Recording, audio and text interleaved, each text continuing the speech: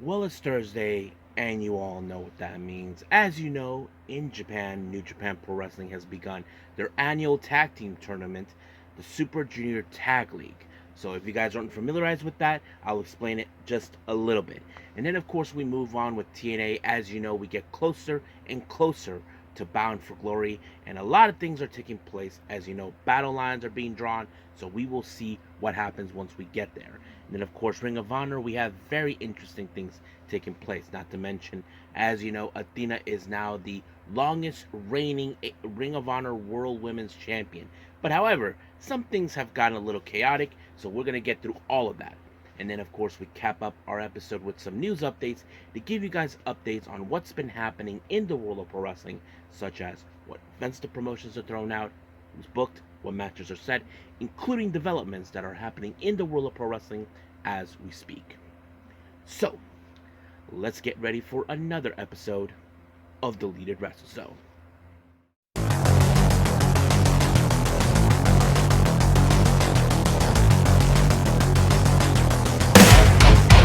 Are you ready? Get up, get up! Get up, get up! Get up, get up! Get up, get up! Get up, get up! Get up, get up!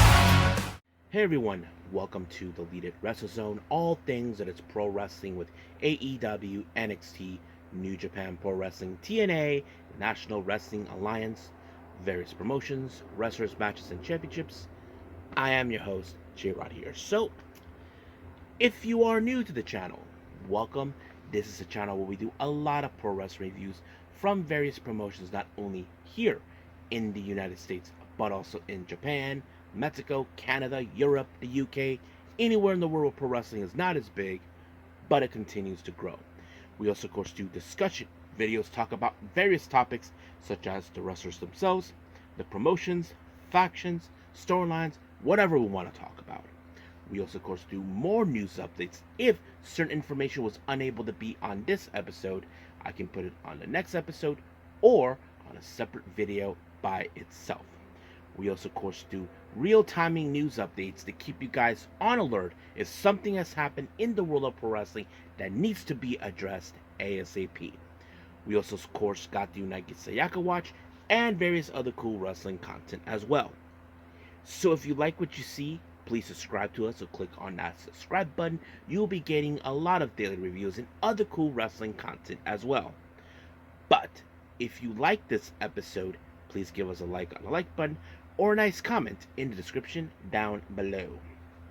Now, all introductions have now been said. I believe it's time to get this show on the road. So as the words of Sting, it's showtime. So let's begin with our very first review, and this is from New Japan Pro Wrestling Super Junior Tag League.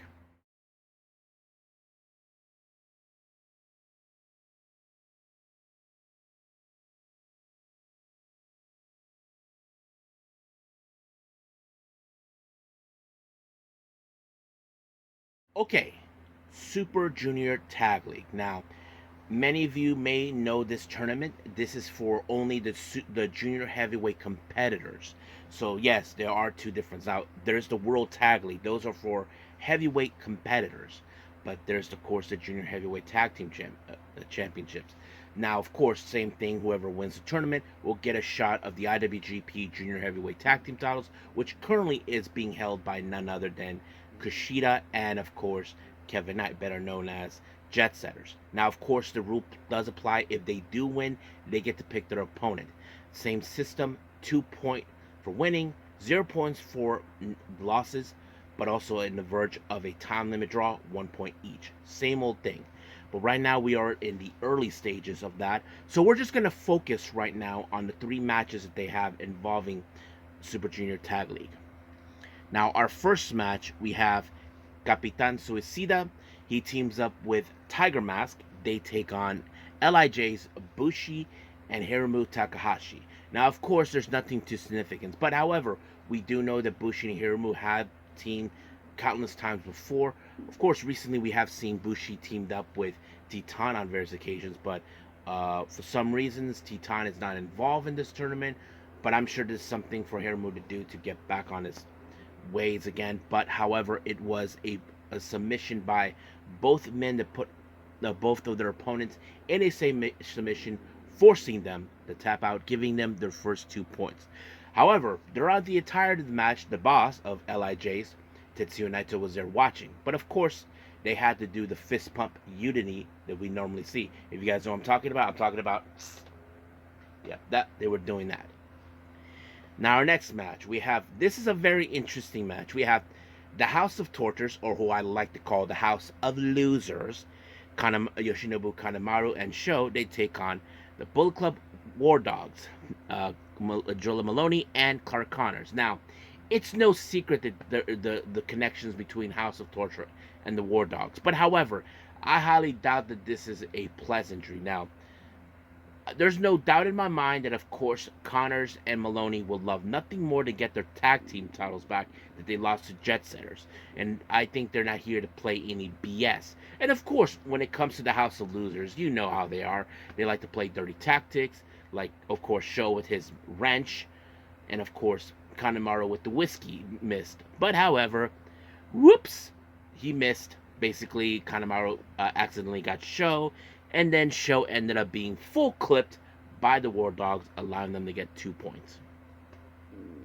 Now our next match, which is the main event, of course, we have Dragon Dia from Dragon Gate. He teams up with Ryusuke Taguchi. But what's cool about this time is Taguchi comes out with a skateboard. Try to be like a cool dude in a skateboard. But they're facing against TMDK, consisting of Ichiban Sweet Boy, Kosa Fujita, and the Sniper of the Sky, Robbie Eagles. Now, of course, many of you would think this is going to be TMDK's because, as you all know, the frontman of TMDK, Zack Sabre Jr., is now the current IWGP World Heavyweight Champion. Haste and Nichols are the current New Japan Strong Openweight Tag Team Champions and the IWGP Tag Team Champions. So this could be a perfect opportunity to obtain some serious gold, especially to get an opportunity of the IWGP Junior Heavyweight Tag Team titles. But however, it was a pretty good match, but it was Kosa Fujita, the Ichiban Sweet Boy, with the abandoned hope onto Dragon Dia, and just like that, they pick up the win. And Robbie Eagles put out a promo saying that this is now the era of TMDK, all thanks to Zack Sabre Jr. for winning the IWGP World Heavyweight title. So we will see how they progress. I'm sure but as of now, I believe they are my number one pick to win the tournament. I'll see what happens with number 2 and number 3 from there here on out. But for now, we'll end things here with New Japan. Let's move on with TNA.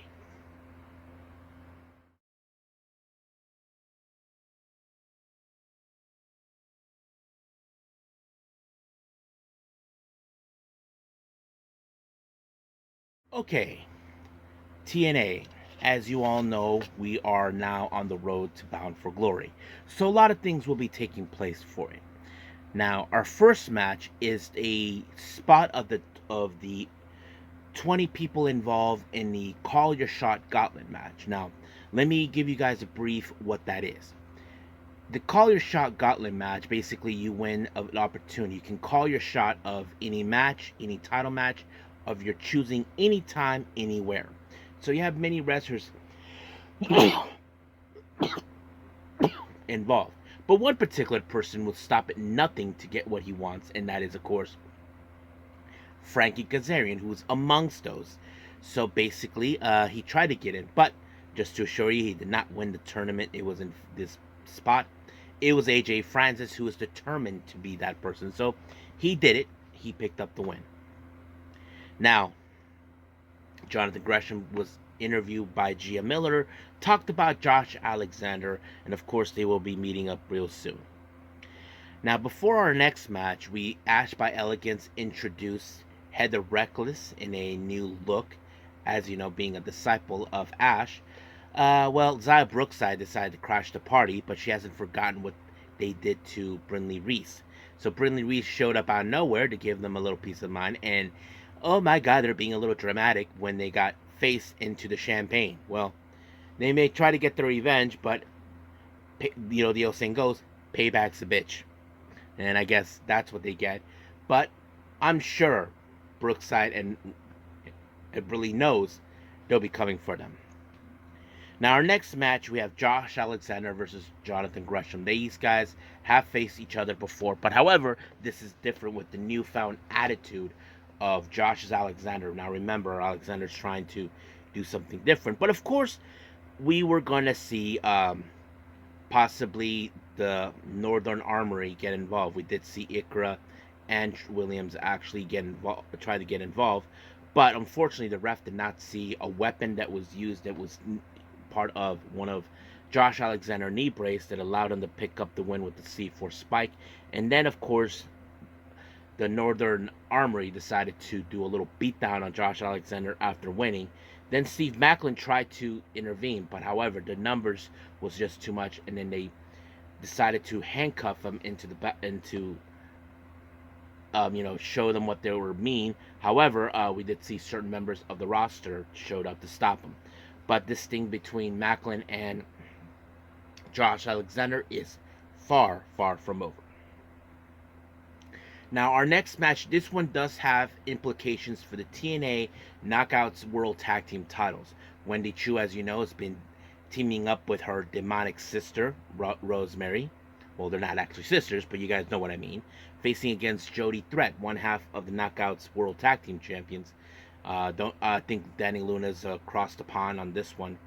But if this one is where, of course, Jody Threat loses this match, then Wendy Chu does have the opportunity to cash in a chance for the TNA Knockouts World Tag Team titles. And of course, Rosemary was going to be involved, but however, there was like a side slam by Wendy Chu, allowing her to pick up the win. So sooner or later, the tag team titles will be defended. But we'll see where that leads us.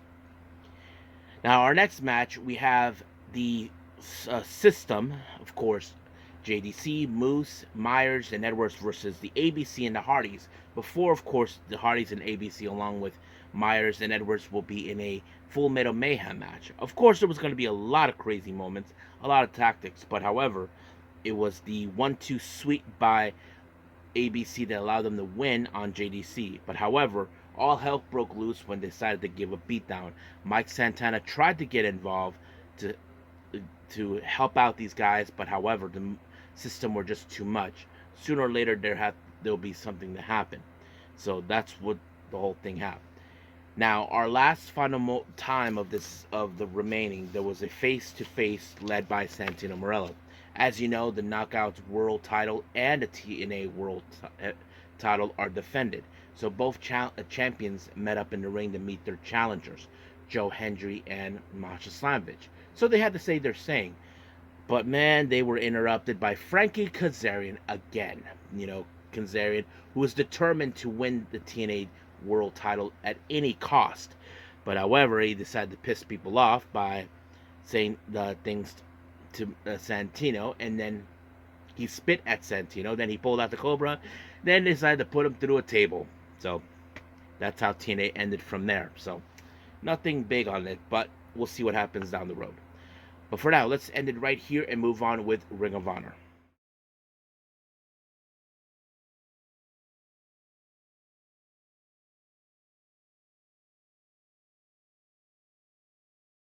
Okay, Ring of Honor. We open up with tag team action, the Gates of Agony versus the Infantry. So it's interesting to see, as you know, the Infantry has been now, been on a losing streak. Something they have been suffering. However, they face against a group that been dominant before. Now, of course, now the top of the discussion is the Ring of Honor World Tag Team titles.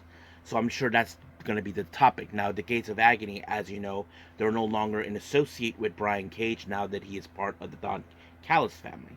So I have to say that the Infantry did a pretty good job dealing with two big dudes. However, it was not enough until the Open the Gates was applied on the captain, Sean Dean, but it was Tail Leona who picked up the win by pinning him, and just like that. But sooner or later, those tag team titles will be in discussion. Our next match, we have Reina Isis coming all the way from CML taking on Viva Van. Now, as you all know, those two will possibly participate in the upcoming CML um, Grand Prix de Amazonas, which is like their women's division down there. But the match was pretty good. Now, I wasn't too sure where they were going to go, but it was Reina with a guillotine leg drop because Viva Van was on the ropes, and just like that, it was over. Now, it's been a while since we've seen her since Death Before Dishonor. Layla Hirsch is back. They give an update on what's going on. Apparently, she dislocated her shoulder, you know, and just like that, it was over. But now she's back. Can't wait to see what she's going to do. Our next match, we have Rocky Romero along with, of course, the mascot of the basketball, Dustin, or Dusty. But, of course, later someone had to ruin the party, and that person is none other than the EVP's BFF. We're talking about Brandon Cutler. Yeah, same Brandon Cutler, but he never shuts up. But, of course, you know what's the funny part? Well, Dusty actually snitched on Brandon Cutler to the ref using the ropes. And of course, he was like, I don't care. You were trying to cheat. So, I mean, I like how he cheated, how he did that. But yes, it was the slice spread by Rocky Romero that allowed him to win the match. Now, our next match, this is a match that many people have been talking about recently. A tag team, Lee Johnson and EJ Nduka faces Brett Hawkins and Jaya Ju. However, I have to say, seeing Lee and EJ, they're amazing. They have developed some good chemistry right there. I know there's been people recently talking about possibly having EJ and Lee Johnson teaming up with Swerve Strickland, but that's something for another time. But they picked up a nice win when they applied a combination of the backbreaker, of the neckbreaker, and spinebuster, and just like that, it was over. Now, many of you remember Athena, how she became the Ring of Honor World Women's Champion. It's when she defeated Mercedes Martinez. And of course, they put out the entirety of the video. However, of course, she comes out to celebrate and then still being in chain. But all of a sudden, things have turned into a scruff way where Billy Starks just had enough and just walked in. And here's the thing, guys. You may have seen this. Apparently, Athena's new belt, it has spins, just like the John Cena belt. With he did. I don't know why was that, but however, the party was interrupted by Abaddon. She somehow swapped with Lexi Neer, and just like that, it was over. Excuse me. And then, of course, we did hear from Mark Briscoe about the loss. He didn't have anything to say, but we'll see what happens. Our next match, which is the main event, is the Ring of Honor World Television title. Brian Cage defends the belt against Commander. I have to say, Commander really put out the performance on this one. But however, when it comes to Brian Cage, it was not enough. It was, of course, an F5 by Brian Cage that allowed him to retain the belt. So yeah, so that's pretty much it. What happened in Ring of Honor. Let's just move on with our last and final thing, news updates.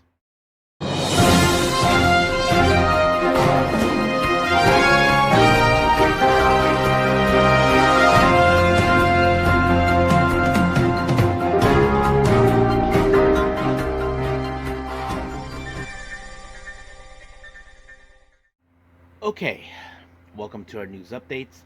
So let's begin. Now, majority of the updates we got GCW, so this is what we have for everyone.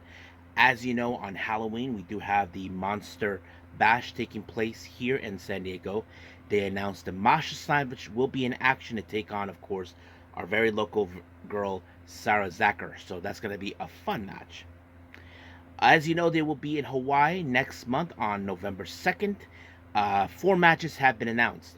Danhausen versus Officer Colt Cabana, Gringo Loco versus Aries, Effie versus Mike Bailey, and Matt Cardona versus Lecky. I don't know who Lecky is, but yes. Now, as you know, they will be in Louisville, Kentucky for the Chaos in Kentucky on the 14th of November. There's going to be a 6-man tag team match. The Garbage Cartwheels, consistent of Alec Price, Cole Radrick, and Jack Cartwheel. They take on Kevin Morn, Griffin McCoy, and Mance Warner. Then we have, of course, the following day in St. Louis on the 15th November, the Gateway to the Death. The JCW World Tag Team titles will be defended in a four-way. The Violence is Forever, the current champions, defended them against Drew Parker and Rina Yamashita versus Violento Jack and Yuiki versus the Garbage Daddy. So that's going to be a different match.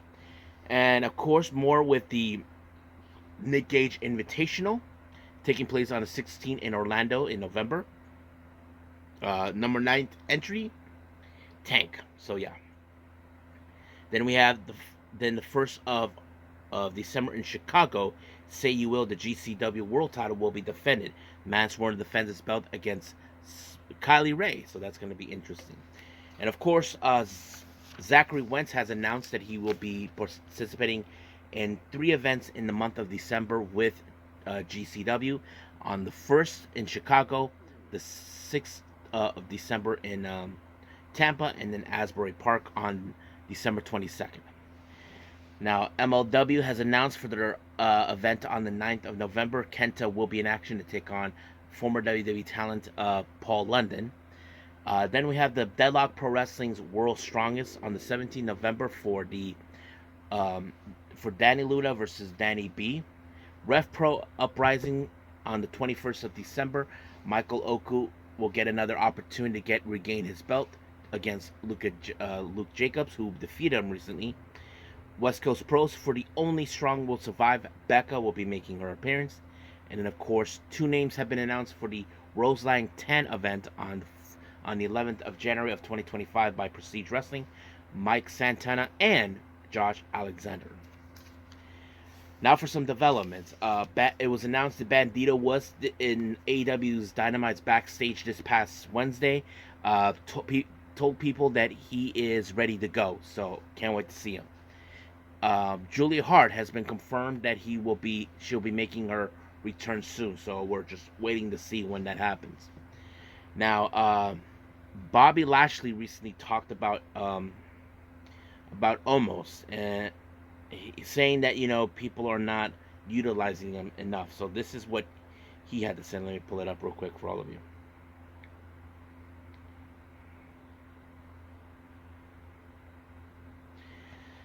I think Omos should be back on WWE TV. Unfortunately, I don't know the way that things have changed. I don't see him having that opportunity. I hope that me saying that gives him that opportunity. But a lot of people haven't had the opportunity a lot. Kind of went separate ways with them. So I don't know what's going on right now. I mean, it's true. If you were going to use him to make him a big star, they should have, but it's still unclear. Daniel Garcia recently went on and talked about how people are hating on AEW, and this is what he said on Uproxx.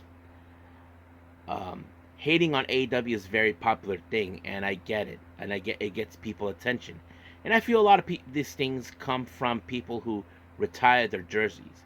We have hung it in the rafters and don't even remember what the number was on our jerseys. A lot of those people are trying to get a new career of hating on AEW and hating on people who are trying to be successful. Yeah, I mean, we know that they're trying to be successful, but that's how it is. Dave Meltzer recently talked about Shibata. Now, many of you may question why Shibata no longer with New Japan. Apparently, this is what he said. The issue is the Japanese doctors won't clear Shibata. Number 1, New Japan doctors. Number 2, they're still pretty hot on Shibata for double crossing them in the match with Ren Narita. A couple of years ago, when he was supposed to go out there and do a grappling match, then Shibata called an audible in the ring when he was not cleared to do it in actual match, was striking. Went and did an actual match with striking. Because he double crossed them, they have never put him in the ring since. Eventually, he was no longer the head trainer at the dojo or anything. They cut ties with them, and that's why Tony picked him up. Makes sense. I mean, that's why probably we see him a lot in the AEW. But I mean, I don't know. I feel like Shibata is in the same kind of predicament that Bryan Danielson was in back in WWE, where he wanted to go back, but WWE never allowed him. That sort of thing. But we will see how that rolls up down the line. But for now, we'll just leave things as it is, and let's just call it a day. Well, I hope everybody enjoys this episode. Coming up, we have AEW Rampage and, of course, NXT Level Up. However, I want to put something out for everybody. This coming Saturday, those who know about this event, I'll be at the San Diego Comic Fest to help out my uncle for his booth. No, I'm not being paid for it. The only thing he's paying me is for the snacks and food down there. So better luck on that. But anyway, I had a great time. It's all about like the nostalgic of comics and movies and stuff, which is something I enjoy most. But I'll see what I can do about watching some wrestling events while I'm there, while I'm watching his booth, while he does his panels. But we'll see how things will progress.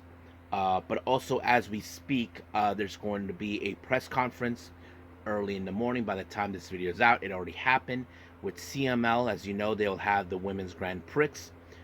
We'll see where that goes from there, and also it probably will happen too. I'm yet to see the recent Mighty Gold events and other shows, but we'll see what happens. So we'll just roll with it as we dive the whole thing in. But for now, let's just end things here, and I'll say that I will see you guys in the next DWZ time, same DWZ channel. I must bid all of you adieu. So, goodbye, mwah, and have a nice day. Bang.